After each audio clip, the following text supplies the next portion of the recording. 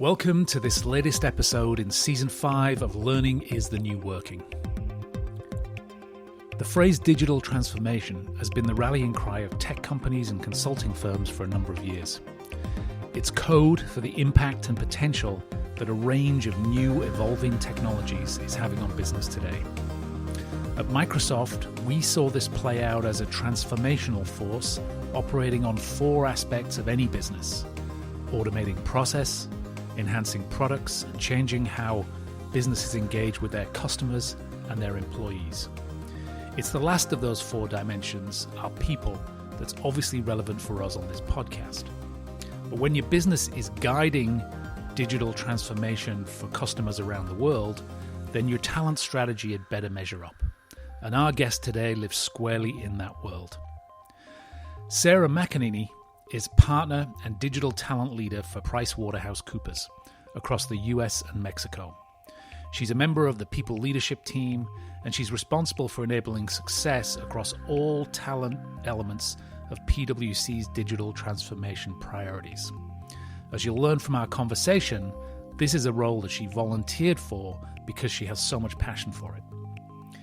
She's focused on trends in people analytics and on edtech, and she draws on her extensive experience serving clients across the technology, financial services, and healthcare industries, where she's advised on various operational, financial, regulatory, and product challenges and opportunities over the years.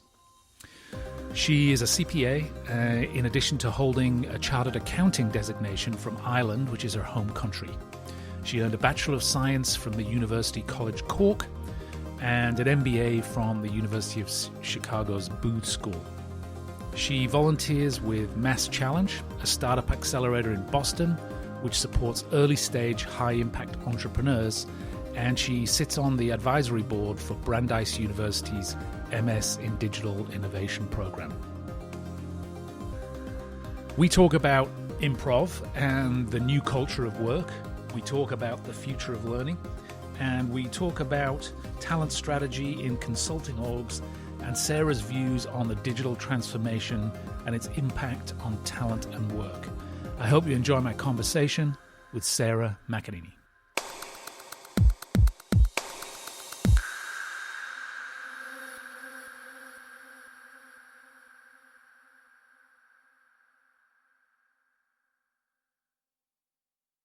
Sarah McEneaney, welcome to Learning is the New Working. Thanks so much for your time.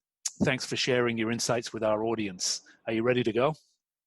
I am ready to go, Chris. Let's rock and roll. Great, let's do this. So we always start by asking where in the world are you? Where do you live? Where do you work, and why? So I live in Chicago, and my work covers the entire U.S. So sometimes I'm on the road, but I'm home base is Chicago, and the reason I live here is really just a personal one. I spent the last, call it 12 years in Boston, in a former part of my career serving some clients in that area, and then attended grad school in Chicago and really fell in love with the city. And the role that I have now in the human capital space allows me to live anywhere I would prefer in the US. So I jumped on that chance and moved to Chicago and never looked back.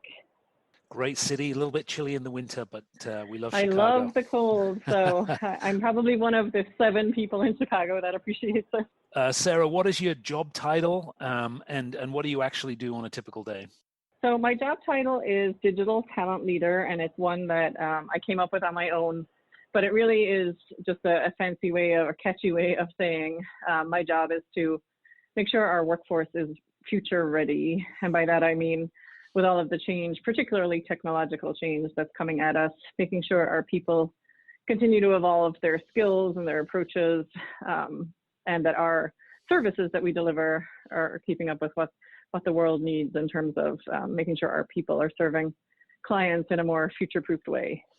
Great. Well, I definitely want to dig into that whole future-proofing conversation. We'll definitely go there. But Great. And I'm sure most of our listeners will be familiar with PwC, with the PwC network. But could you give us a sort of brief overview for those who are not super familiar about the firm and its history? Absolutely. Yep. So we are a global network of firms that operate individually but tied together by our brand. We are over 200,000 people worldwide, but 50,000 of those sit in the US. So that's kind of my span of reach. And then the services we offer generally fall into three categories. One is audit and assurance. So probably what you're typically used to thinking of when you think of us is it's more the accounting world. Mm-hmm. Then we also do tax compliance work and tax consulting work. And then another big piece of our business is advisory services, which is the typical consulting world. So all of those things across all the sectors you can imagine, between healthcare, financial services, manufacturing, retail, the whole shebang, we cover it. Your major career steps, Sarah, how did you get to the cool role that you have today? What were the major roles that you had prior to that? Well, the one I have currently is definitely the coolest, but definitely learned a lot along the way. Started out in our Irish firm, which is where I'm from originally, in the traditional accounting space, serving mainly manufacturing clients. And then was fortunate enough to spend time all over the world with various PwC firms across the US, the UK, and Australia before landing in Boston.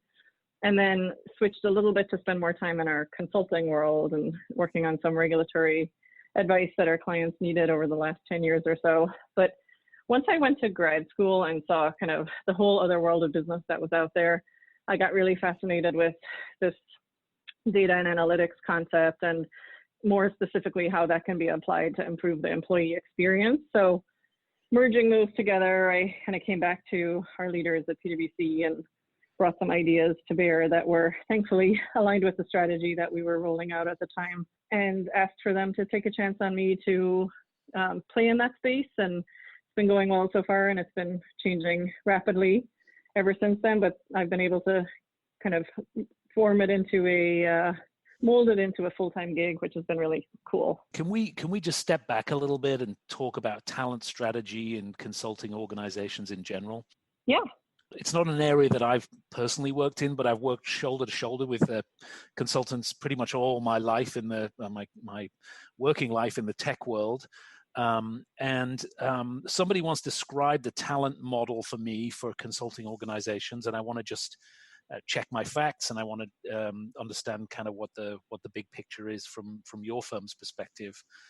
It was sort of described to me as a giant pyramid, where the bottom of the pyramid are people that are being pulled into the firm primarily straight out of school or graduate school, and then they're invested in, and their skills are built by the firm over time. Mm-hmm. There's a year at which they become super profitable, and then there are some key milestones like managing people or becoming a partner, so on and so forth.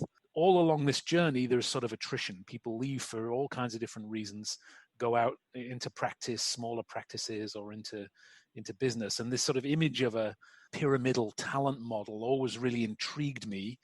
And I wonder if that's how you think about it, if it's changing at all. What's the sort of talent platform that PwC has? Yeah, so what you described is definitely the traditional talent business model for our type of organization.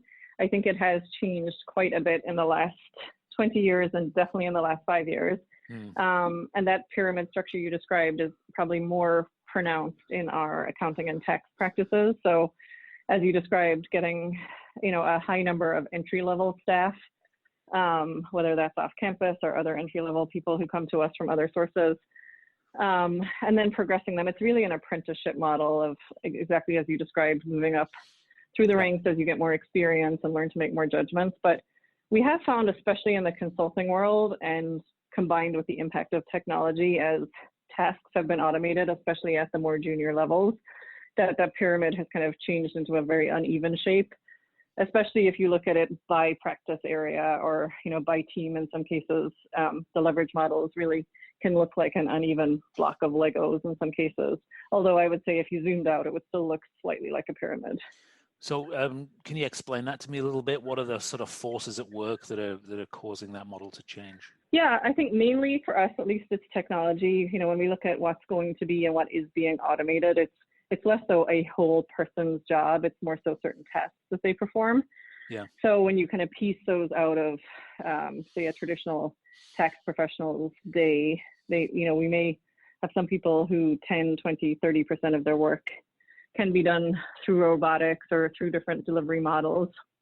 And then if you piece together a group of those people who now have, 70% of a job to do, how can you deploy them differently and move them up the value chain more quickly so that they're learning different things? And then I think one of the other things that's been, an externality that's impacted our business is just what do our clients want to buy from us or need to buy from us in terms of services and products. And as regulation changes, as the global political climate changes, as cyber breaches continue to be on the rise, there are different things that people need at different levels, and some of those are highly specialized, so that can end up in a team serving that deliverable that may be more top heavy than traditionally. So one implication of that might be that people don't have a lot of time to ramp up. There are not the sort of like the lower order tasks for them to do while they build experience and expertise. Is that one implication? Yeah, and I don't see it as a huge exposure of an implication. If you think about it, that's how work has developed for hundreds of years. There are things that none of us do today that were done manually in the past, and we just take for granted. So as things get automated, you don't always need to understand what's happening under the hood as long as you understand what the business problem is that you're solving for. So it definitely is, what you described is definitely a mindset shift for a lot of people, because if they had themselves done it manually, they don't understand how you can learn it without doing it manually. Right. So yes, so the more senior people in this model kind of perhaps they can't necessarily sort of apprentice people because they don't know some of the new technology, for example. Yeah, so it has really flattened the organization in terms of who's coaching who. I mean, we have a concept we call personal trainers, where we have people often with less experience coaching people with more traditional experience, especially on technology tools. So it's been a cool way for people to get coaching from all directions, and certainly something that we encourage. Yeah, that's a really cool idea. I've heard that called reverse mentoring as well in some cases, where you get, millennials and below, helping more senior leaders kind of get hip to technology. We don't use that term because we don't, we like it to happen between any two people, so we don't focus it on level or age or anything. Got it. Excellent. Can you,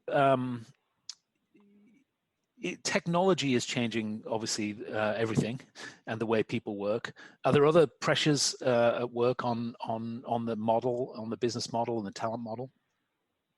Yeah, I mean, I think the outside market forces obviously continue to be huge for us. Our business is a function of the economy at large. But beyond that, I think it's also what talent themselves are looking for. So if I look at prospective talent who may be interested in joining us today versus 10 years ago, I think they're a lot more comfortable at all stages of their careers now, expressing what they're looking for beyond just the job content. So what they want to get out of the employee experience, making sure it has purpose, making sure it achieves their developmental goals, as well as just their compensation requirements. So there's more of a holistic approach to, are you going to be a good fit for me as an organization? Even in terms of, for example, the benefits we offer, does that meet their goals potentially for growing their family and things like that, which I think were conversations that may have been important to people before, but they weren't at the forefront as much. Got it. Now then, most of our listeners are probably associated in the L&D space, chief learning officers, future chief learning officers. I don't believe that you roll up into the L&D organization. Can you tell me where you fit and how L&D works at PwC? Is it centralized or decentralized, or is there any change? Yeah, happy to. Yeah, definitely it's been an evolving space, and I do work side by side with the L&D team. Our chief learning officer and myself both report to our chief people officer. So while her work, she spans an organization of 300 people focused solely on delivering learning and development, or developing and delivering. And we have kind of a dual model of some of it's centralized and some of it's embedded in the business. And that's really just the nature of the types of learning channels, modalities, and content that we need to deliver at the moment of need to our people. So